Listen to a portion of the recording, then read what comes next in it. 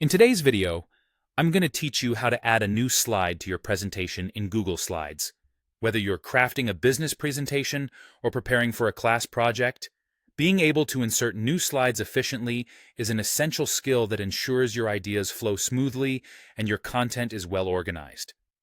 Let's get started. First, you'll want to have your presentation open in Google Slides. This ensures that you are ready to dive right into adding new dynamic content. Once your presentation is set up, move your eyes towards the top of your screen, where you'll see the toolbar. It might sound overwhelming at first, but this toolbar is your command center and will guide you through most of the tasks you need to accomplish in Google Slides. Now, focus on the plus new slide button in this toolbar. It often looks like a simple plus icon. Clicking on this icon will instantly insert a new slide into your presentation, ready for you to customize with your own content.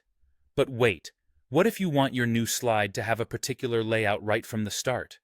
Maybe you need just a title, or perhaps two columns for comparing information side by side.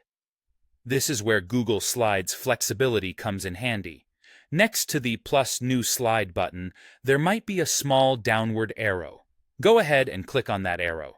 This action will reveal a drop-down menu showing various layout options you can choose from.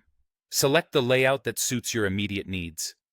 This feature is a time saver, preventing unnecessary reformatting later on and keeping your presentation looking professional.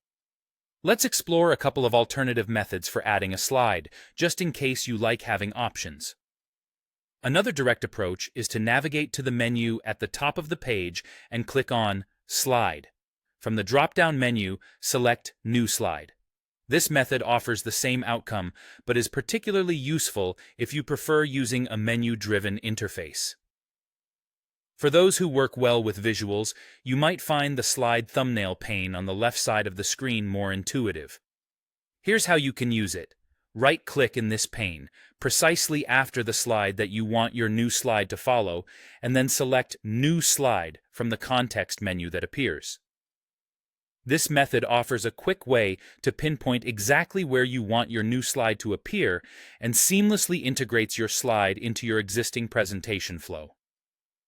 Each of these methods caters to different working styles, so feel free to experiment with each to see which one meshes best with how you like to organize and manage your presentation workflow.